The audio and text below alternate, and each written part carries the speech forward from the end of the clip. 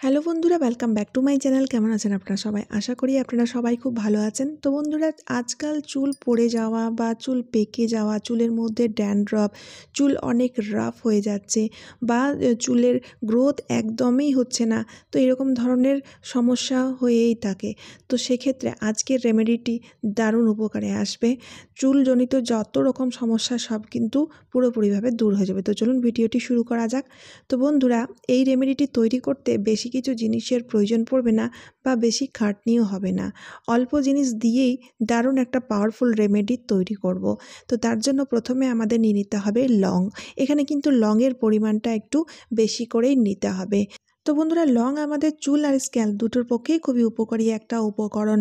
চুলের অকল্পক্যতা কমাতে লং খুবই সাহায্যকারী। তাছাড়া স্ক্যাল্পের মধ্যে ইনফেকশনকে পুরোপুরিভাবে দূর করতে বা ঠিক করতে খুবই সাহায্যকারী। আর বন্ধুরা, স্ক্যাল্পের ইনফেকশন দূর হলেই চুল পড়া আপনা আপনি বন্ধ হয়ে যাবে বা চুলজনিত যত সমস্যা নিজে নিজেই ঠিক হয়ে যাবে। তাই বন্ধুরা, এখানে কিন্তু দেখুন অনেকগুলো কিন্তু লংয়ের পরিমাণটা কিন্তু আমাদের অনেক বেশি লাগবে। তো চলুন দেখা যাক রেমেডিটি কিভাবে তৈরি করব। তার জন্য এখানে নিয়ে নিতে হবে যে কোনো একটা পাত্র। সেই পাত্রের মধ্যে 1 গ্লাস জল নিয়ে নিতে হবে। ঠিক আছে, এবার জলটাকে হালকা একটু গরম করব। জল যখন হালকা একটু গরম হয়ে যাবে তখন লংগুলো দিয়ে দিতে হবে। বন্ধুরা, লং মানে হচ্ছে লবঙ্গ, অনেকে বোঝে না, তাই আমি বলে দিলাম। এবার এই জলটিকে ভালো মতো ফুটিয়ে নিতে হবে। মোটামুটি 10 থেকে 12 মিনিটের মতো ফুটিয়ে নিতে হবে, যাতে লংয়ের যত গুণ সব গুণ যেন জলের মধ্যে ভালো মতো মিশে যায়। তো 10 থেকে 12 মিনিট ফোটানো হয়ে গেছে, দেখতেই পাচ্ছেন বন্ধুরা। জলের কালারটা পুরোপুরিভাবে চেঞ্জ হয়ে গেছে। এবার কি করব, গ্যাসটাকে বন্ধ করে দিতে হবে। গ্যাসটাকে বন্ধ করে দেওয়ার পরে আমি জলটিকে ছেঁকে নেব। জলটিকে ছেঁকে নেওয়ার পরে জলটিকে পুরোপুরিভাবে ঠান্ডা করতে হবে। তারপরে আর দুটো ইনগ্রিডিয়েন্ট এর সাথে মেশাবো। তার আগে বলি, এই লবঙ্গগুলো কিন্তু ফেলার কোনো দরকার নেই। আপনারা কি করবেন, ড্রাই করে নেবেন। ড্রাই করে নিয়ে আবারও রিইউজ করতে পারেন, কারণ এখনও কিন্তু অনেকখানি অ্যারোমা রয়েছে, তাই রিইউজ করা যেতেই পারে। এবার দেখুন বন্ধুরা, জলটাকে পুরোপুরিভাবে ঠান্ডা করে নিতে হবে। জল যখন পুরোপুরিভাবে ঠান্ডা হয়ে যাবে তখন এই জলের মধ্যে আমরা মিশিয়ে দেবো অল্প একটু লেবুর রস। মোটামুটি 1 চামচ মতো লেবুর রস মিশিয়ে দিতে হবে। বন্ধুরা, লেবু স্ক্যাল্প সমেত চুল পরিষ্কার করতে খুবই সাহায্যকারী। তাছাড়া ড্যান্ড্রফ পুরোপুরিভাবে দূর করতেও খুব সক্ষম। এবার এর সাথে মিশিয়ে দিতে হবে 1 চামচ মতো নারকেল তেল। নারকেল তেল মিশিয়ে দেওয়ার পরে সিরামটি পুরোপুরিভাবে তৈরি হয়ে যাবে।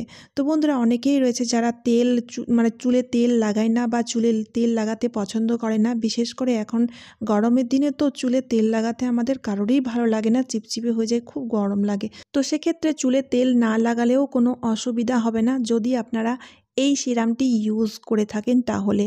তো বন্ধুরা, এই সিরামটিকে এবার আমরা বোতলে ভরে রাখবো। কেন বোতলে ভরে রাখবো? কারণ এই সিরামটি মোটামুটি 1 থেকে 1.5 মাস পর্যন্ত আমরা ইউজ করতে পারবো, তাই আমরা স্টোর করে রাখবো। ফ্রিজে স্টোর করে রাখবেন, একদমই খারাপ হবে না। সপ্তাহে 2 বার করে ইউজ করলে বন্ধুরা এই সিরামটি 1 থেকে 1.5 মাস পর্যন্ত আপনারা ইউজ করতে পারবেন। আর বন্ধুরা, এই সিরামটি ইউজ করতে হবে শ্যাম্পু করার 1 ঘন্টা আগে। তো তুলো নিয়েছি, দেখুন তুলোটাকে ভালো মতো করে সিরামে ডুবিয়ে নিয়েছি। তারপরে কি করতে হবে, চুলের গোড়ায় গোড়ায় সিরামটিকে ভালো মতো করে লাগিয়ে নিতে হবে। চুলগুলোকে এভাবে করে পার্টিশন করে নেবেন। পার্টিশন করে নেওয়ার পরে চুলের গোড়ায় সিরামটাকে ভালো করে লাগিয়ে নিতে হবে। তো বন্ধুরা, এই সিরামটি লাগানোর পরে দেখবেন আপনাদের চুল পড়া বন্ধ হয়ে যাবে। চুল পেকে যাচ্ছিল, চুলের অকল্পক্যতাও কমে যাবে। তাছাড়া চুলের মধ্যে একটা দারুণ শাইনও আসবে। স্ক্যাল্পের মধ্যে যে ইনফেকশন, সেই ইনফেকশন পুরোপুরিভাবে দূর হয়ে যাবে। তো বন্ধুরা, চুলের জন্য আমরা না জানি কত দামি দামি সিরাম কিনে ইউজ করে থাকি। তো সেক্ষেত্রে বন্ধুরা, এই সিরামটি আপনারা বাড়িতে তৈরি করে ইউজ করে দেখবেন, আপনারা খুব ভালো রেজাল্ট পাবেন। অল্প খরচের মাধ্যমে সিরামটি তৈরি করে আপনারা ইউজ করতে পারবেন। ন্যাচারাল জিনিস দিয়ে তৈরি, তাই কোনো সাইড এফেক্ট নেই। তো বন্ধুরা, আরেকটা কথা বলে রাখি, দেখবেন অনেকের না হেনা লাগালে বা কোনো সলিউশন লাগালে সর্দি লেগে যায়। তো সেক্ষেত্রে এই সলিউশনটা লাগানোর ফলে সর্দি লাগবে না, কারণ লবঙ্গ খুব গরম জাতীয়, তাই সেই সমস্যাটাও কিন্তু হবে না। চুলটাকে বেঁধে নেবেন, বেঁধে নেওয়ার পর 1 ঘন্টা রেখে তারপর শ্যাম্পু করতে হবে। তো এখানে আমি আরেকটি সলিউশন তৈরি করব। তার জন্য আমি একটা পাত্রে 1 গ্লাস জল দিয়ে দিয়েছি। এবার কি করব, 1 চামচ মতো চা পাতা দিয়ে জলটিকে ভালো মতো ফুটিয়ে নিতে হবে। হ্যাঁ বন্ধুরা, এই জলটিও কিন্তু আমাদের 6 থেকে 7 মিনিট আমাদের ফুটিয়ে নিতে হবে। তারপরে দারুণ একটা সলিউশন তৈরি হয়ে যাবে। এটা কিভাবে ইউজ করব সেটাও আমি বলবো। এই দুটি সলিউশন খুবই উপকারী সলিউশন বন্ধুরা, আপনারা ট্রাই করে দেখবেন, দারুণ রেজাল্ট পাবেন, 100% গ্যারেন্টি সহকারে বলছি। আমি পার্সোনালি নিজেই ইউজ করে থাকি। আর আপনারা আমার চুলের কোয়ালিটি দেখে বুঝতেই পারছেন চুলের কোয়ালিটি আমার কত ভালো। আমি কিন্তু বাজারের কোনো প্রোডাক্ট ইউজ করি না। তো বন্ধুরা দেখুন, সলিউশনটাকে ছেঁকে নিয়েছি, ঠান্ডা করে নিয়েছি, তারপরে নিয়েছি শ্যাম্পু। যে শ্যাম্পু আপনারা ইউজ করে থাকেন সেই শ্যাম্পুই নিয়ে নেবেন। এখানে আমি 2 পাউচ শ্যাম্পু এই সলিউশনের মধ্যে মিশিয়ে দেবো। যেহেতু আমার চুলটা অনেকটাই লম্বা, তাই 2 প্যাকেট শ্যাম্পু কিন্তু আমার এখানে লাগবে। শ্যাম্পুটাকে এই সলিউশনের মধ্যে মানে চা পাতার জলে ভালো মতো করে ফেটিয়ে নিতে হবে, মিশিয়ে নিতে হবে, তারপরে ইউজ করতে হবে। তো বন্ধুরা, শ্যাম্পু কখনোই কিন্তু সরাসরি চুলে ইউজ করা উচিত নয়। শ্যাম্পুর মধ্যে থাকে কেমিক্যাল, যেটা রিয়াকশন করে থাকে, যার ফলে কিন্তু আমাদের হেয়ার ফল হয়ে থাকে। তো সেক্ষেত্রে চা পাতা জলে আমরা শ্যাম্পুটাকে এভাবে মিশিয়ে যদি ইউজ করতে পারি, শ্যাম্পুর যে কেমিক্যাল রিয়াকশনটা পুরোপুরিভাবে দূর হয়ে যায়। আর তাছাড়া চায়ের জল আমাদের চুলের পক্ষে খুবই উপকারী, চুলের ইনফেকশন দূর করতে বা চুলের গ্রোথ বাড়াতে খুবই সাহায্যকারী।